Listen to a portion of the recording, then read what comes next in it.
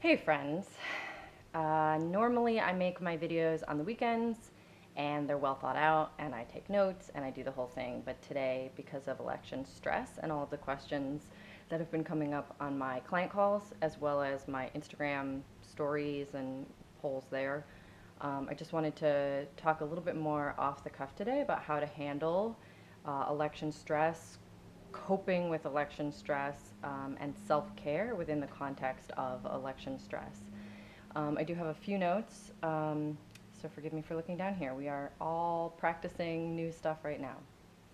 So, the big question that keeps coming up in my clients and on Instagram is, how long am I allowed to be a mess for before I go back to normal? And this is something that came up in quarantine a lot as well. When it started falling apart, everyone was really kind with themselves. They were like, self-care is comfort eating, long naps. I give myself permission to take time out away from being productive or, doom scrolling or whatever. Everyone was okay with that for a very short amount of time. And at a certain point, they started asking this question of, when do I get back to normal? When does self-care turn into self-harm? When have I, sort of spent my budget for doing nothing and it's time to get back to work, get back to my routine, start eating healthy again, get back into exercise? And in quarantine, this was a big question because there was so much new stuff happening. And it's happening again right now with election, with a very particular stress hanging over us all. So I first of all just want to talk about the fact that a lot of what we think of as self-care, that we're supposed to be able to do self-care, is just actually a stand-in for what we really need, which is community care. So really often we think we should be able to do things alone. This is the myth of the individualism. This is the idea that we should all be completely self-sufficient robot creatures who just don't need anybody, and that's not how we're wired. So this election is relational. This election is about community and our relationship to that community, and it is depressing the hell out of a lot of us because of what it means about our community, the community of this country. And that is relational. So you can do all the self-care in the damn world. You can nap, you can eat comfort food, you can masturbate, you can doom scroll, you can take up cigarettes, you could do any coping mechanism, any healthy stress skill, any of these things, and it will not land how you want it to land because it is not an issue of self-care. The problem is not with self. The problem is with community. It's relational. So what we really need is community care. So let's just all take a little break and have some compassion for ourselves for the fact that our self-care isn't working. It's not going to work because the problem is not self right now. The problem is community. And unfortunately, because we're still in a pandemic, depending on where you are and what your particular boundaries and context is right now, most of us are really, really, really lacking in community care at the moment because of the pandemic. So we're lacking in eye contact, in in-person energy exchanges, in hugs, in touch, in cuddling, in friend time. We're lacking in community care so badly. We're coming into this in such a deficit that the idea that you could just gather up your team support and feel better, it's so far away from us right now. We all need so much more than we're getting. So just have some compassion for the fact that your self-care isn't working. It can't really work given the context of everything, but that doesn't mean that there's nothing to do. Call upon your community. Find your people who agree with you and are in this with you. Don't call upon your, other side of the aisle family members right now. Call upon your people who are facing the same things you're facing, dealing with the same stressors you're dealing with, and connect with them. Have social time. Have text chains, send animal pictures, get on the internet and connect to the people who agree with you there and are struggling with the same things there. Find your community, find your social support any way that you can right now if you can't do it in person. It won't be perfect. It's not gonna solve everything, but that is what we need right now, and turning it on ourselves and being like, oh, I don't know why I can't get my self-care in line is a misunderstanding of the kind of care that we most need right now. So cutting yourself some slack on that front, basically. Also, the question of when do I have to get back to real life is riddled with capitalism and the idea that your worth is measured in your productivity. It is riddled in fat phobia and white supremacy. It is riddled in patriarchy. It is riddled with all of these systems of oppression that say your worth can be measured by how close you fit this cultural ideal, and this cultural ideal is one that is super productive, puts all of your human feelings aside and just gets to work and gets it done, and focuses on being superior to other people in all of the many ways that we've been taught we can prove our superiority and our worth. So all of that shit is going on inside of the question, when do I have to get back to work? Or how long am I allowed to be a mess for? Or how long am I allowed to fall apart for before it gets out of control or ridiculous? These are questions that are being asked of me, and they are inherent in the question, talking about systems of oppression. And they're talking about, how do I fit back into this system of oppression in a timely fashion?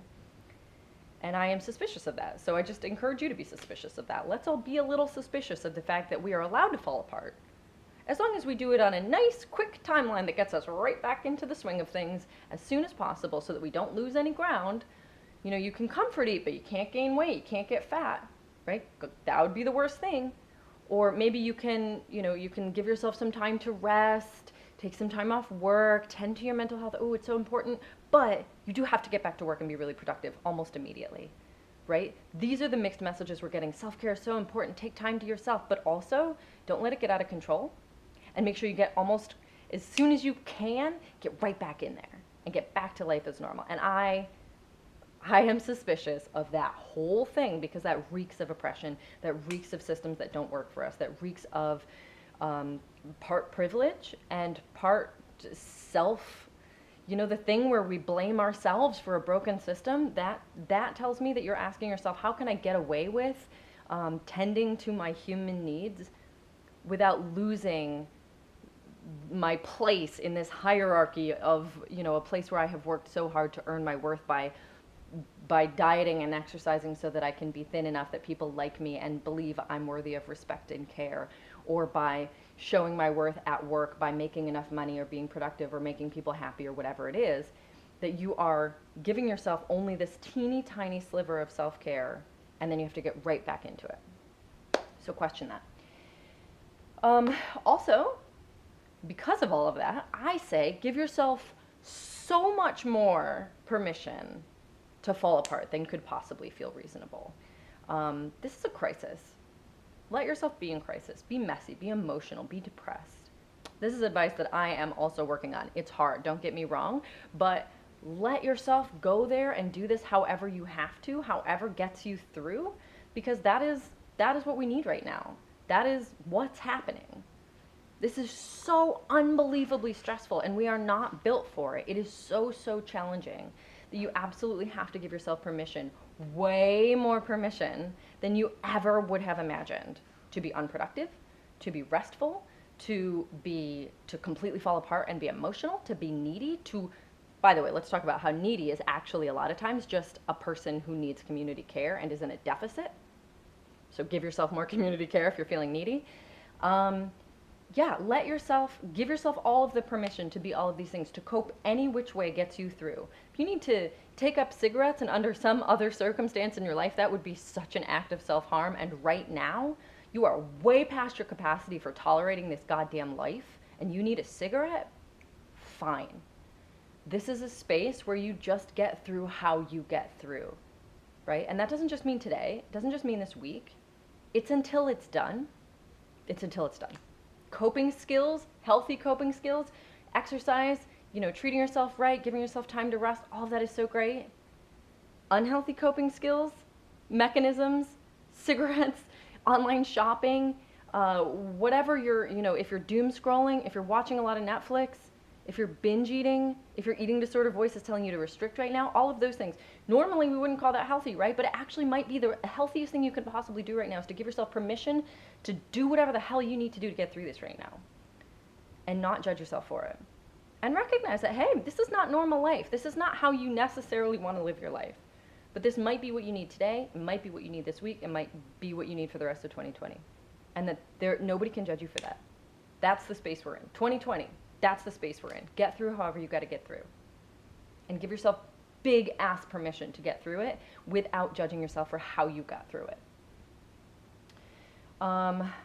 Lastly, this whole big question is, when does self-care turn to self-harm, right? In the cigarette example, we can see that really clearly. In another context, in 2019, picking up a cigarette would be an act of self-harm. Today, maybe it's an act of self-care.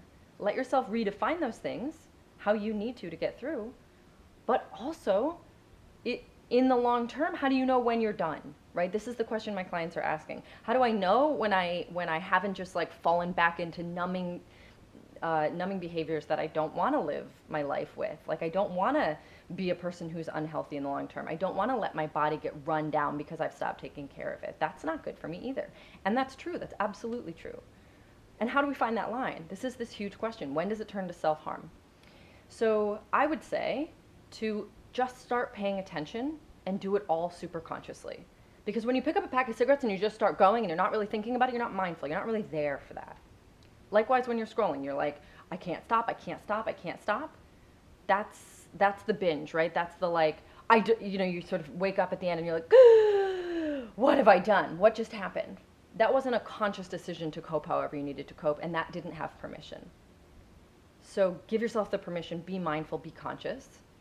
Do what you got to do, but do it mindfully, do it consciously as much as possible, and give yourself the permission to do it as much as possible so that you can notice when it's turning, so that you can notice when there's a window that you don't need it, so that you don't reach for the cigarette out of habit tomorrow morning, but every cigarette you have is done super consciously. And I don't know how I got on this example with cigarettes, but it's a super crystal clear example of something that we normally think of as incredibly unhealthy and self-harming, but could possibly be a tool to get you through when you're way past capacity for stress right now.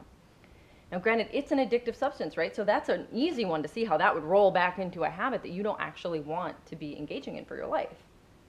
So, if you need it right now, any of it, be doing it consciously. Make those decisions as a grown-up person. Give yourself permission. Choose what you got to choose, and pay attention to how it feels. Pay attention to what comes up for you next. So if you've been on the couch for 3 days in a row, just watching Netflix, scrolling, and crying, great. Good job you. You're coping how you need to cope. But if tomorrow morning you wake up and you go, man, I really want to get outside. And then you think to yourself, nah, I'll just stay here on the couch. Check in. Is there a moment? Can you get outside? Can you go stand outside? You don't have to go do exercise. Can you go stand outside for a minute? How would that make you feel? So just checking in and being really conscious about those moments where maybe there's a little sliver, just a teeny tiny sliver of possibility for you to take the kind of care of yourself that creates long-term care instead of just coping. Those are the moments you listen to. And when you're being really mindful about the way you're coping, it's a lot easier to feel those and notice those moments when they arise. So maybe, you're like junk food, and then you're like, God, I'm craving a salad. That's the sliver, right? It's like, ooh, go eat some vegetables. That's your moment. And then get right back to junk food if you need to. This is not a judgment about what's good and bad. This is just noticing that those moments do arise. That it's not like this, we've been taught, it's like unhealthy behaviors and habits are a slippery slope and you just go straight down into them. But if you're being conscious and you're truly giving yourself permission to cope how you need to cope, there will be slivers, there will be moments where you're like, I want to go for a walk, or I need to move my body, or I'm craving, I need to hydrate. These are moments that you can actually do the sustainable long-term care that we think of as healthy self-care, and take advantage of those moments. But only you can know which moment is which, and nobody else can look at you and be like, you got to get off that couch and get outside, because that's not actually where you might be. That might not actually be care for you in that moment. So let yourself get through, completely fall apart, and pay attention. Do it consciously. Notice the moments where there's a shift, where there's a craving, or at least just an opening for you to do something that would be good for you in the long term, or that would get you back into a place of health and care, that you're used to thinking of health and care, whereas coping is sort of a different thing. Healthy, because we are in need of coping at times, but not long term, the healthy habits that you want. Basically, do whatever the hell you got to do. Don't judge yourself for it. We're all in this together. You are not alone. You are not weird for coping however you got to cope. Give yourself all of the permission. Be a huge ass mess. And just be conscious and mindful of it so that when the moment strikes, maybe this week, maybe next month, maybe in 2021, and you go, I'm craving or I'm feeling a need for XYZ, you have noticed it and you're not totally lost and mindless in the whole thing. You're able to pick yourself up and move that direction.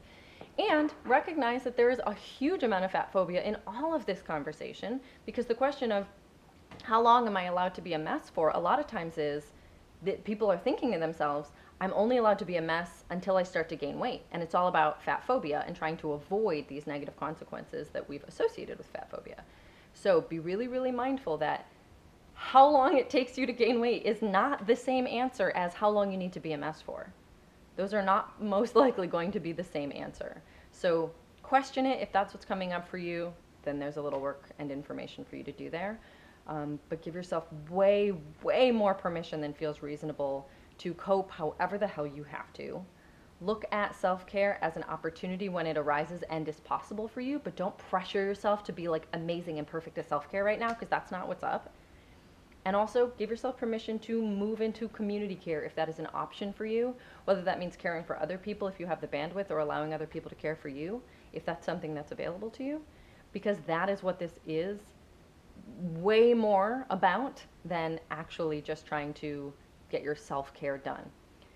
Because this election is about people, and we need people. That's it. I hope this was helpful. Feel free to discuss in the comments. I'm happy to chat about this any which way that is useful to you, and good luck to all of us.